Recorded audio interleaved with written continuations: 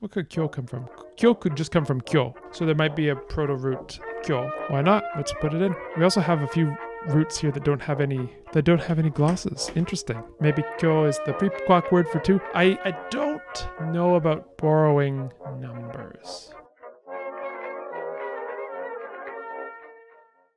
YouTube, welcome back. We are about to work on our beloved language, Pkwak. The only language that sounds like either a chicken or a duck, depending on your point of view. Personally, I'm team chicken.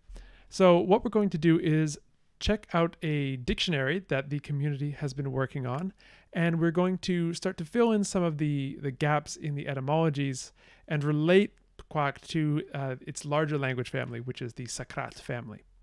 So that's the plan. Giddy up. Let's go over to the side. What do we have here? We have the dictionary, and this again is courtesy of Michael from Discord and also in the chat. Absolutely glorious work. We have the structure of the dictionary, if I can just make this a little bit bigger so we can see it. We have various dialects. We have a dialect made by Galactic Sand, a dialect made by Ship, a dialect, I won't say made, I'll say presided over, because I think there's been a lot of collaboration as well in the Discord. A dialect presided over by Maj, and an Eastern dialect, and then a dialect that Jack has been working on, and F. So there are lots of dialects. I actually don't know who's all working on what, but there's been just a renaissance of creativity in the Discord. Oh, Taga is Eastern dialect. I'm not sure who's F, but if you're presiding over Pkwak F, please show yourself in the chat and claim it. And then we have the Koine, which is what we're going to be working on a bit later today. So this is our task now, is to take the I guess I should also mention that each column is a different Pkwak dialect, and there are slight differences in usage that have been encountered between the different dialects, as different people have taken the language and developed it in their own way. And so what we're going to do is come up with a kind of common form that takes something from all of these dialects and sort of mixes it together and comes up with a way that's sort of pan-Pkwak. Although the dialects themselves will continue to exist and have literature written in them, great plays, great speeches, mysterious inscriptions, who knows. But first of all, let's start by relating this, relating the languages, to their Protosacrat ancestors. So this is the language that gave rise to Pkwak. Pkwak is a Sacrat language, so the Protosacrat language we have a decent level of notes about, and we have the original source of Pkwak, the reflexes over here on the right, in IPA. In the dictionary, we have a romanization for Pkwak, but it's very close to the IPA. I'll point out changes where they occur. So one is that this Y is used to notate the yod that we see in IPA here. Okay, so I'm going to just go through and hopefully chat. If you see anything interesting, please let me know, especially if you are the author of one of these dialects, or the presider over, I don't know, the president, one who presides, you tell me.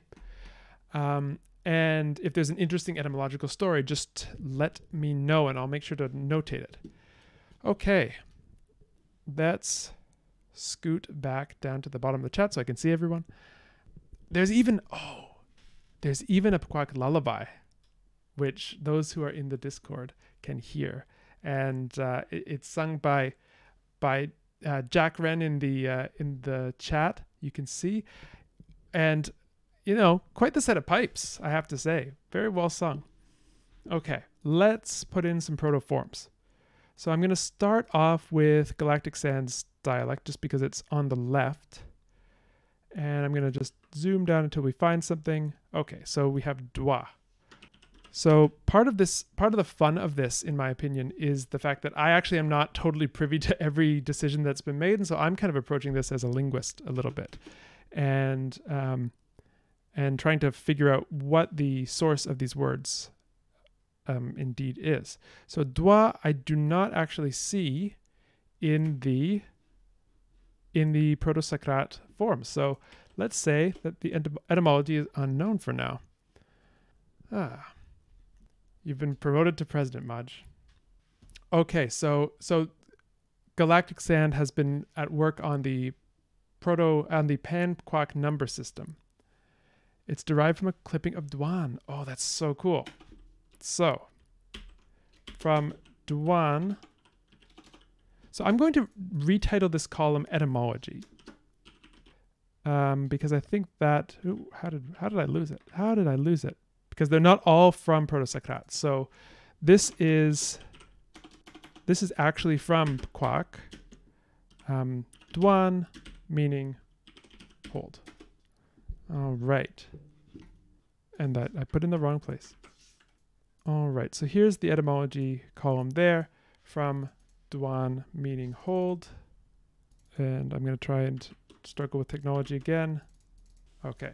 So one thing that we want to do when we're looking at etymology is distinguish between the regular reflex of a protoform and a derivation that happened at a later stage of the language. So in this case, I'll use this convention where we use the less than sign to indicate derived from synchronically. So derived from at some Pkwak stage. Doit came from Duan. And we'll see, I'll come up with a different notation device when something is a reflex of a protoform. So Duan, Nook, band of people. I'm assuming that this is going to come from either 5. Is this, so my question, is this from 5 all? Nook? Let's look in the proto all. Okay. Nook. So from Duan, actually I don't think I need to say Pkwak. Let's just assume that it's Pkwak. From Duan plus Nook, which is used as a plural marker I saw in the chat, right? Let's get this a bit bigger. Duan Nook. Oh, it's a collective. Hold many.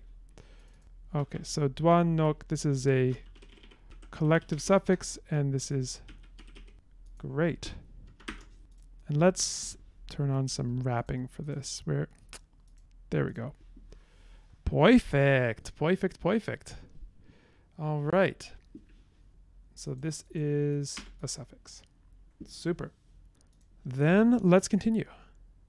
Okay, so here we have Nook, and this does come from Protosacrat Nook, meaning all. Oh, I guess I don't have to do that. So with the same meaning. Oh, I see. There's a nice column for meaning here. Maybe I can just do this. So then hold plus collective. Super. I'll make this a little bit bigger. There we go. Hold. All right. How am I doing, chat? Speakers of dialect G are mostly merchants. I'm just going to write G next to this. So the vocab reflects that. So merchants and sailors. Very cool. Okay, Duan Nook. Let's go down here. All. Then we have No, which comes from the word all. Super. So when we see just an asterisk with no symbol before it, this indicates derived from Protosacrat. This less than sign means morphologically derived in Pkwak. I hope that's clear. And I'll make sure I get myself out of the way. Always a danger.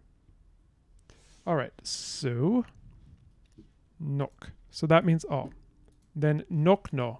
This is Nook plus No. All plus plural. And here we have Noksha. Here's an instance where we have a different a different transcription. So we have retroflexes in Pkwak. The way we write them is with a preceding R. So RS is sh, sh, the retroflex sh fricative. And we have Nook sha and sha. I think we need to look that up first. This is our verbalizing suffix, I believe. Sha, sha, sha. To do, make. Okay. Excellent. So it's a verbalizer. There we go. So Nook plus sha, all plus verb or do. So noksha. Noksha, to divide, to cause to be many. Very nice. Yeah, how are we going to do, Benji, that's a good question. How are we going to do loans? One thing, let's see if we can steal someone else's idea. What does the OED do? Let's go over here. From, let's see. Do they give us anything? Loan? No, they don't. No, they don't. So this just means from. That's not useful. Okay, let's see. Symbol, loan word, derivation, etymology. Let's see if we can find anything by Googling. Lexicography. Are there any standard symbols here? I don't see anything that's jumping off the page at me. No. Oh well, we just have to innovate then. That's fine. Loan words. Yeah, Taga, that's a good idea. So what I can do is use the synchronic derivation symbol, but indicate the source language. And so that if it's synchronically derived from another source language, that's kind of the definition of a loan. So interesting. The OED did have a symbol for borrowing, but it was the other way. I thought that was used for developed into. I'm not going to go back. It's probably not super interesting, but yeah, I think we've got a good solution though. All right, let's forge ahead. I like this as well because we get a chance to kind of play with and get a sense to breathe in this vocabulary a bit. Ngwesiut.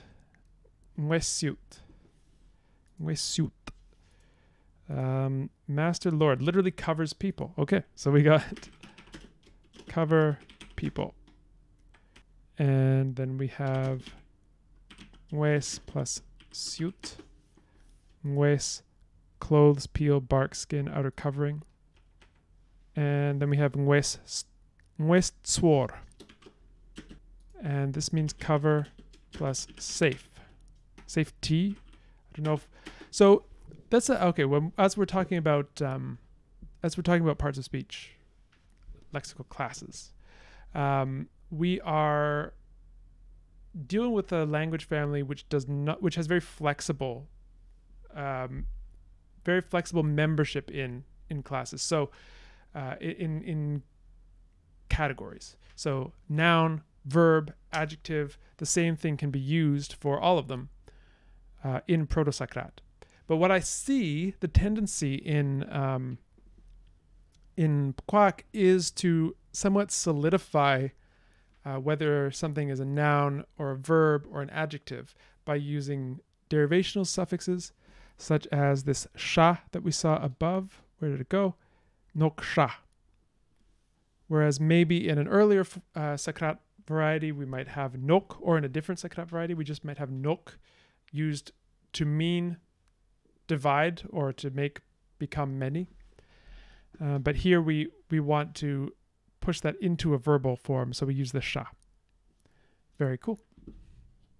All right. Back to it. Okay. Well, I see this one says Pkwak. Well, we're going to talk about that later. We're going to talk about that a bit later. Okay, let's go down. We won't have time, obviously, to do every single word, but we'll get through a good number of them. There aren't too many listed for dialect G, so we'll do all of them, and then we'll do a smattering of each. And if anyone has any requests, words that are particularly interesting, please do put them in the chat, and we'll make sure to catch them. Okay, so tap or tap. Have to remember to not to adapt these into English as I say them. So this is a Protosacrat form, meaning much, many, and it's basically come into Pkwak unchanged. All right. Continuing. Tep. Now, do we have a protoform for tep? Okay, so this must be another innovation. This must be another innovation.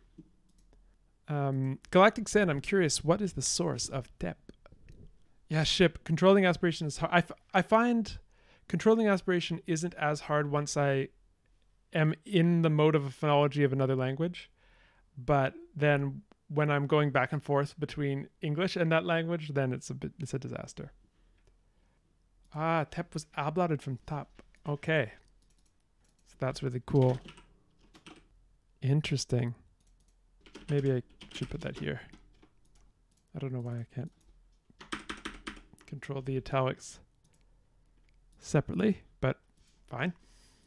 Okay. Cool. Tep. Coming from tap. I'm going to write down.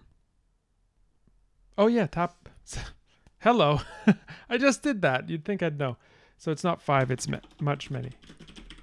Super. All right. Okay. Oh, the forms with kang are pretty interesting. Okay, I will mark that down to look at. Where is my little note? Where is my... Ah, there we go. Okay, done. Continue. I should put a little post-it note on my monitor so that I don't accidentally put anything here around my camera. What else do we have? Okay, so we have lots of good stuff here. Let's work on the rest of the number system. Do. So some of these do come from the proto-language. Do.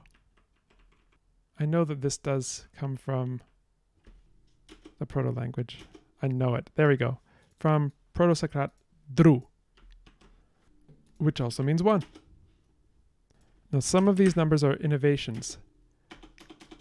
Kyo is an innovation. Kyom du, kyom kyo, dwa. So dwa we've already seen. Haven't we? We have, right?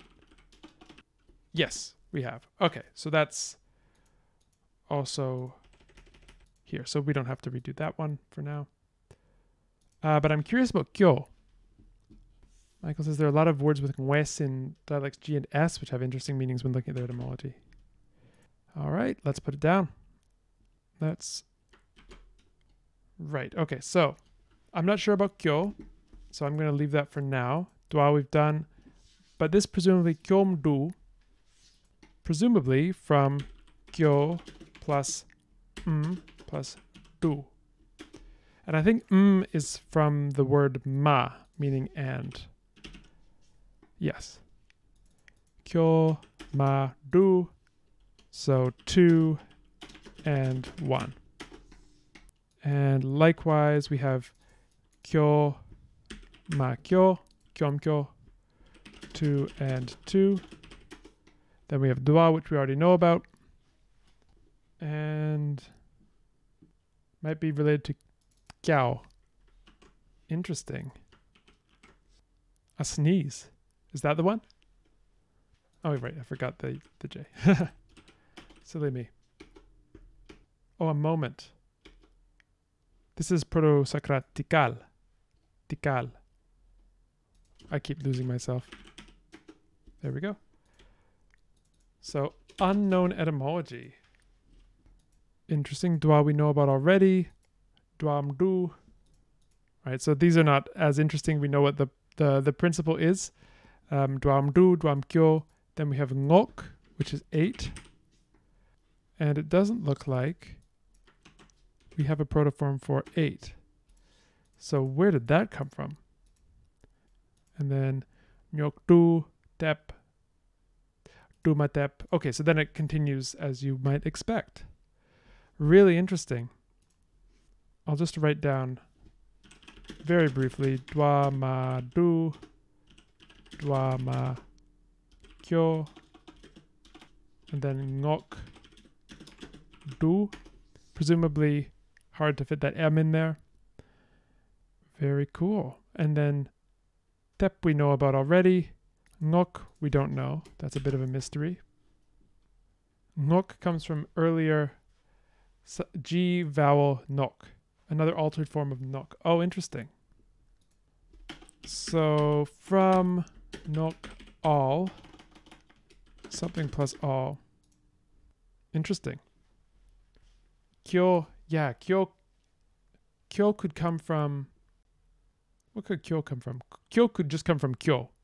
So there might be a Protosacrat root kyo, which maybe we can just say. Maybe there's a Protosacrat root for 2, which is kyo. Why not? Let's put it in. We also have a few roots here that don't have any glosses. Interesting. Okay. Maybe kyo is the Pkwak word for 2. I don't know about borrowing numbers. I'm trying to think of a case in which we have one number borrowed only from another system. Not the method of forming numbers, that does get borrowed. And not an entire additional number system, that does get borrowed. But I'm trying to think of an instance where there's one number in a system that gets borrowed. Can you give some examples? It's outside of my part of the world, the part of the world that I know about the etymologies of. Thai? Interesting. All right. So then it must happen. That's cool. I wonder what the circumstances that lead to that are. East Slavic for 40. Cool. Well done, chat.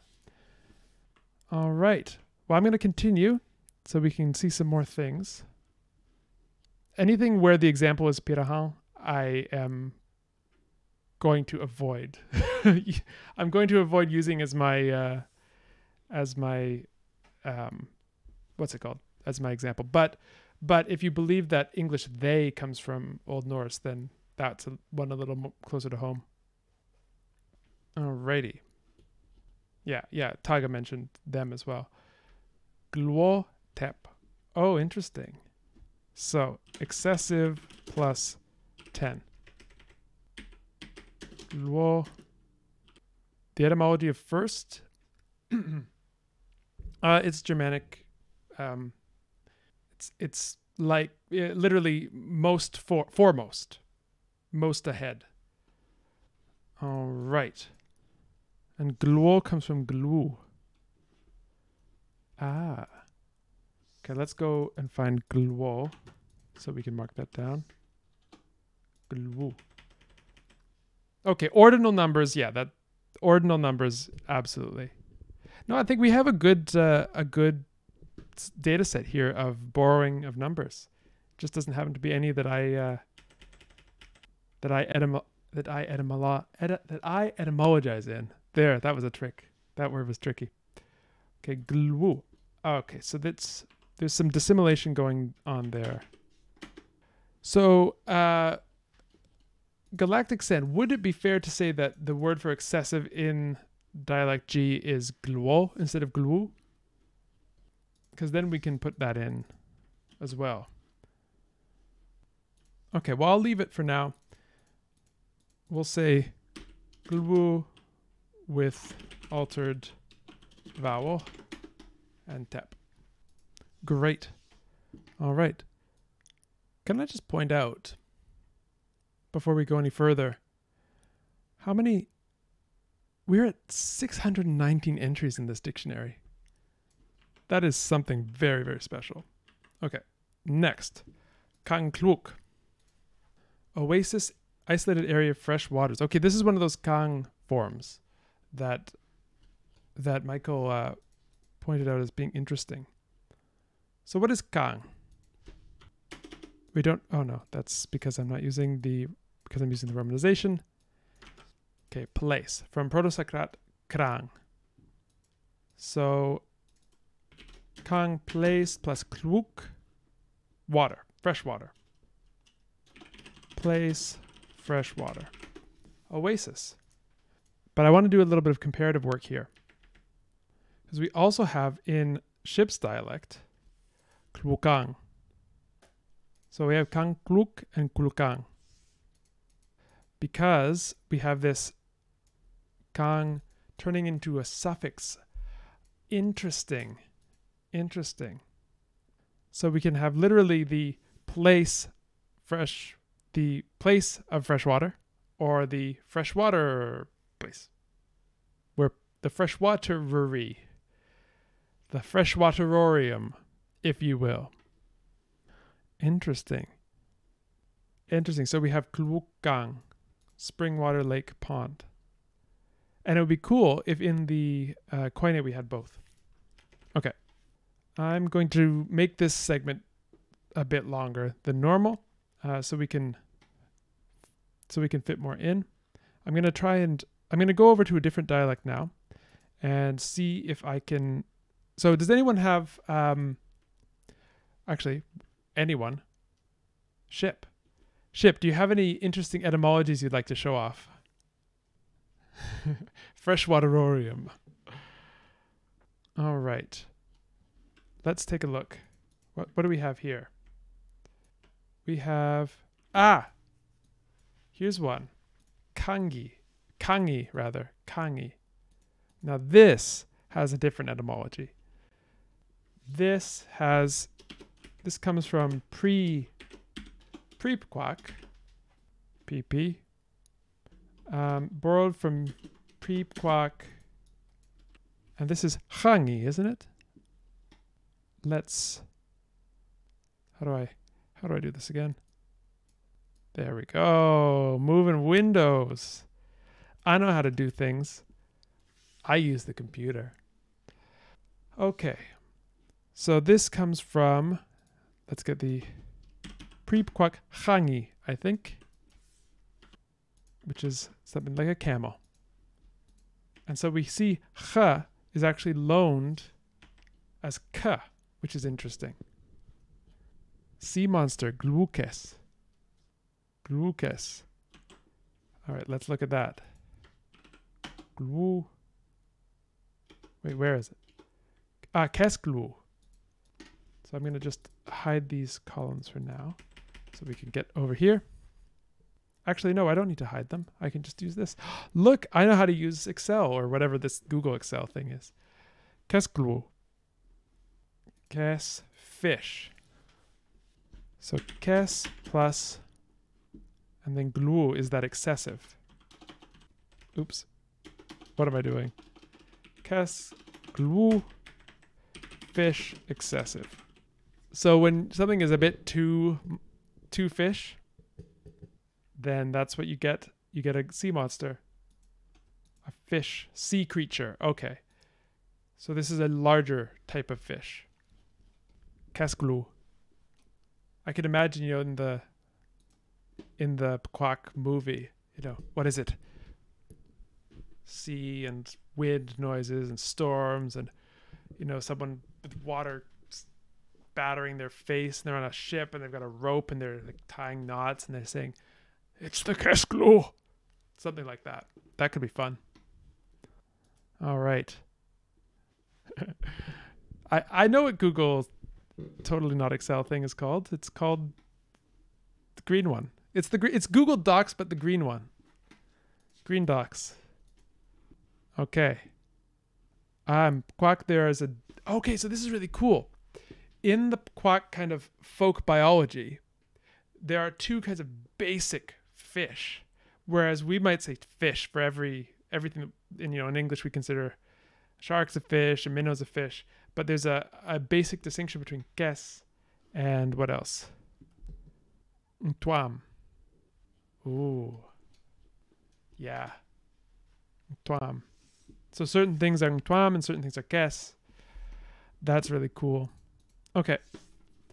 Okay, that's very rock and roll, I think. So we have this glu. which is showing up in a lot of cool etymologies. So gluot 100, qu'est-ce glou, sea monster. Let's see. Sdiu agum. Sdiu agum. All right. Why can't I find this? Sdiu. There we go. Sdiu, palmberry. Ooh. Sdiu agum, red color. So sdiu is palmberry. And does that come from a pre-Pkwak source? And then agum is a different kind of fruit. Alrighty. Sdiu agum, red. So this is cool. We have two different types of fruit that are being used as examples of red. So it's like we had, I'll just go full screen. It's like we had, I don't know, what would be a good example of this? Sun banana, and that meant yellow. All right. Okay, friends, I think I'm going to put in a slight cut here. So YouTube, we're going to say farewell to you for now. We'll come back. We'll do a bit more dictionary work. But in the meantime, you know, keep being the people that you are, because that's what we treasure so much. And until next time, birai.